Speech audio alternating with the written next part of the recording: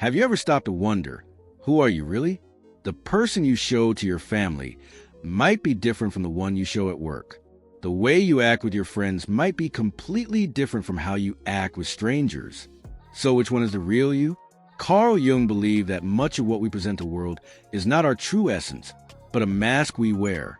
He called this mask the persona. The persona is not fake. It serves an important purpose. It is the version of ourselves that society accepts.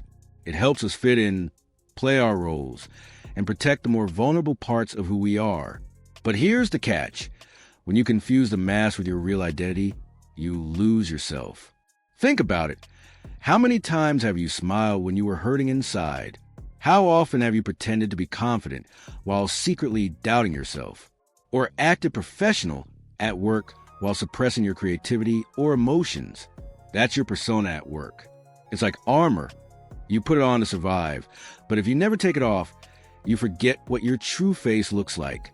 In this video, the second in our series on Carl Jung's archetypes, we're going to explore the persona in depth, what the persona really is and why it exists, how it is formed in childhood and shaped by culture, the benefits of having a persona, and how it helps us function in the world, the dangers of over-identifying with a mask until we no longer know who we are, and finally, how to integrate the persona so that we can live authentically without being trapped by our roles. So stay with me until the end, because this is not just about psychology. It's about peeling back the mask you've been wearing for so long and rediscovering the authentic self beneath it. Before we dive in, make sure to subscribe to the channel, hit the like button, and share this video with someone who is also searching for self-knowledge. Because the journey through Jung's archetypes is not just about understanding theory. It's about transforming your life.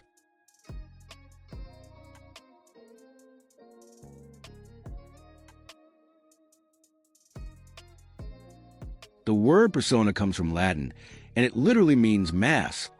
In ancient theater, actors wore masks to represent their roles on stage. Jung borrowed this term to describe the psychological mask that each of us wears in daily life. The persona is not who we truly are, but who we present to the world. It is a social face, the version of ourselves that plays by society's rules. So, what exactly does that mean? Imagine you are at work. You put on your professional persona, polite, reliable, maybe a little more restrained than you are at home. Later, with friends, you switch to another persona, joking, relaxed, maybe even rebellious. At a family gathering, you might put on persona of the good son or caring daughter. Each of these versions is real in its context, but none of them capture the fullness of who you are. Jung believed that the persona is necessary. Without it, society would collapse into chaos. We need masks to interact smoothly with one another, to fulfill our roles, and to be accepted in different groups. The persona allows you to navigate complex social situations without exposing your raw, vulnerable inner self. It is in many ways a survival tool. But here's the key. The persona is not your essence. It's only a fragment. It is the compromise between your inner world and the outer world. It is shaped by expectations, what your parents wanted from you, what your teachers demanded, what your culture defined as normal. And because of that, the persona is always incomplete. Think about the last time you introduced yourself to someone new. You probably shared your name, your job, maybe where you're from. But did you reveal your fears, your secret desires, your contradictions? Probably not. The persona acts as a filter, choosing what is safe to show and what to hide. The danger comes when you forget that the persona is a mask. If you believe that your social identity is your only identity, you lose touch with your authentic self. You become the mask, and the deeper layers of your psyche, the passions, the creativity, the vulnerability, get buried underneath. In short, the persona is a mask you wear every day. It's not false, it's functional. But if you mistake the mask for your true self, you risk living a life that looks good on the outside, but feels empty on the inside.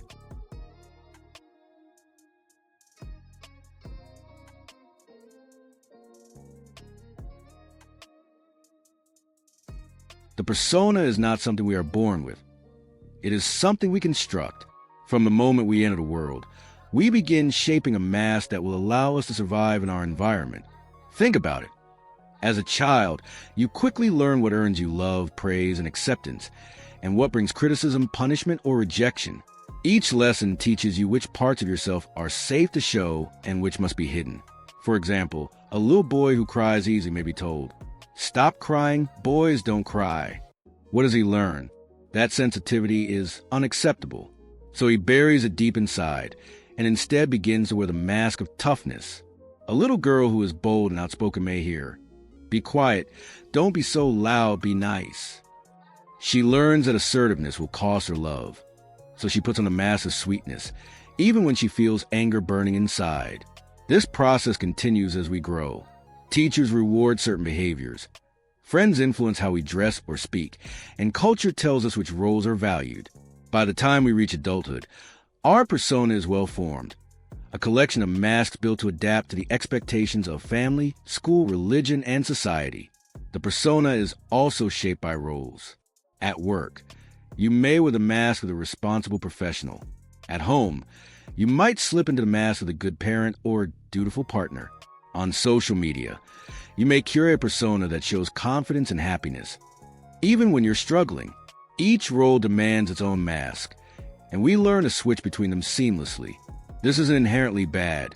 It's how we function in society. Without a persona, we would constantly clash with others, exposing raw emotions in ways that could harm relationships and stability. The persona is like clothing.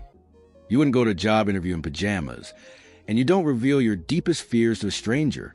The mask provides structure and protection. But here's the crucial point. The persona is built through adaptation, not authenticity. It reflects what the world asks of us, not necessarily who we really are. And the more we depend on the persona, the more we risk losing touch with the hidden parts of ourselves that were pushed into the shadows. The persona, then, is a child of social pressure and survival instinct. It is necessary, yes, but it is never the full story of who you are.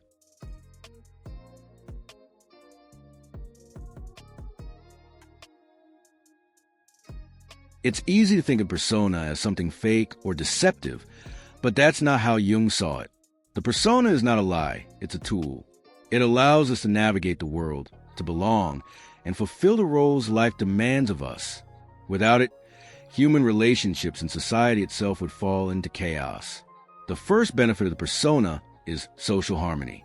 Imagine a world where everyone expressed every raw impulse without filter, anger, jealousy, fear, or desire. Daily life would be unbearable. The persona helps us smooth those edges. It allows us to act with politeness, professionalism, or respect, even when we don't feel like it. By wearing the mask, we create order out of emotional chaos, making relationships possible. Another benefit is identity structure. The persona gives us a sense of who we are in different contexts. Think of it like an operating system that organizes our behavior. At work, your persona as a teacher, doctor, or manager tells you how to act. At home, your persona as a parent or sibling guides your role.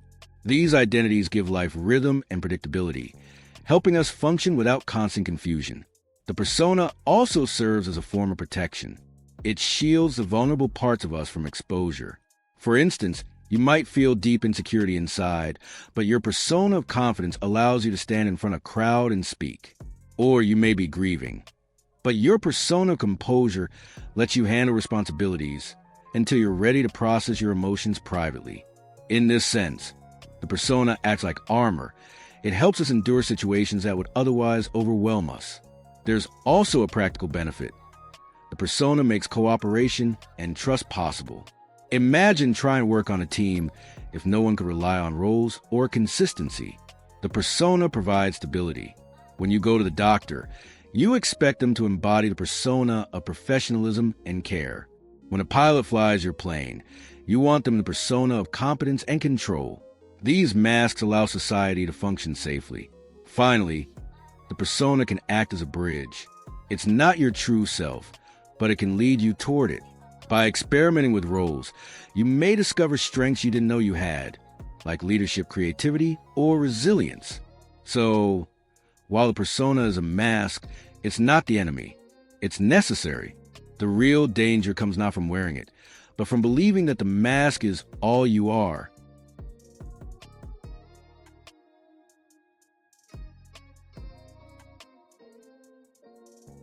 If the persona is useful and necessary, where does the danger come in? The danger begins when you forget that the persona is just a mask. When you become too identified with it, you start believing that the role you play in society is your entire identity. That's when the mask stops protecting you and starts suffocating you. Think about the high-powered executive who lives entirely through their professional persona. They're competent, respected, admired. But when the suit comes off, who are they? Without the title, without the office, without the recognition, many feel empty, lost, or even depressed. They have invested so much energy into their persona that they have neglected their inner life. Or consider the person who always plays the good girl or good boy. They are polite, obedient, and reliable. But deep down, they may feel resentment, suppressed anger, or unlived desires. Because they've worn the mask for so long, they no longer know how to express their true emotions. The persona has become a cage, locking away parts of themselves that desperately need expression. Over-identification with the persona can also lead to burnout and collapse. Imagine carrying the weight of a mask every day, never allowing yourself to take it off. The pressure builds. You may appear successful and balanced on the outside, but inside, you are exhausted, anxious, or numb.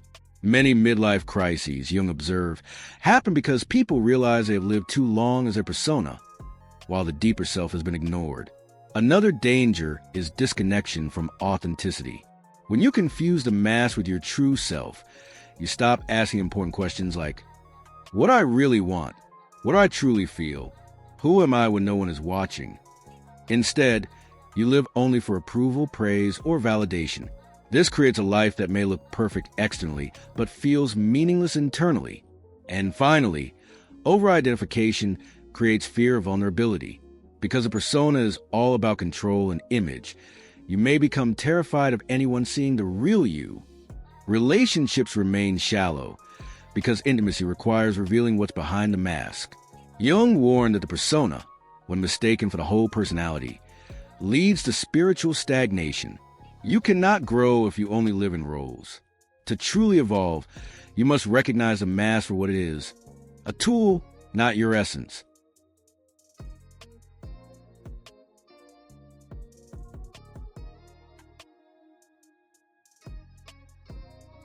So, if the persona is a mask we all need, how do we live with it without being trapped by it? Jung's answer was not to destroy the persona, but to integrate it. Integration means recognizing the mask for what it is, a role, a tool, a social face, while staying connected to the deeper layers of your authentic self. The first step is awareness. Ask yourself, which masks do I wear most often? At work, at home, in relationships, online. How do I present myself? Write them down. Notice the differences. Awareness alone begins to loosen the grip of the persona, because you start to see that you are not only the mask, you are the one who wears it. The second step is reflection. Where did these masks come from? Were they shaped by family expectations, cultural rules, or personal ambition? For example, if you always feel the need to appear strong, is it because you truly value strength, or because you were told as a child that showing weakness is unacceptable? Understanding the roots of your persona helps you separate what is authentically you from what is just performance. The third step is balance. Instead of throwing away the persona, learn when to use it and when to set aside. Yes, you may need to put on your professional mask at work, but when you come home, give yourself permission to relax and show your true emotions. Authenticity grows when you can move between roles without losing touch with your inner self. Another path to integration is through relationships. Genuine intimacy happens when we dare to lower the mask with people we trust. Sharing your fears, flaws, and desires with safe individuals helps reclaim the parts of you that the persona hides. Little by little, you learn that you don't always need to perform. You can simply be. And finally, Jung encouraged the process of individuation, the lifelong journey of becoming whole. Integrating the persona is one step in this greater path. It means you no longer confuse social approval with self-worth. You can play your roles without forgetting that you are much more than them. The The persona is necessary, but it is not your true identity. Integration means learning to wear the mask without ever forgetting the face beneath it. That's where authenticity lives, and that's where true freedom begins.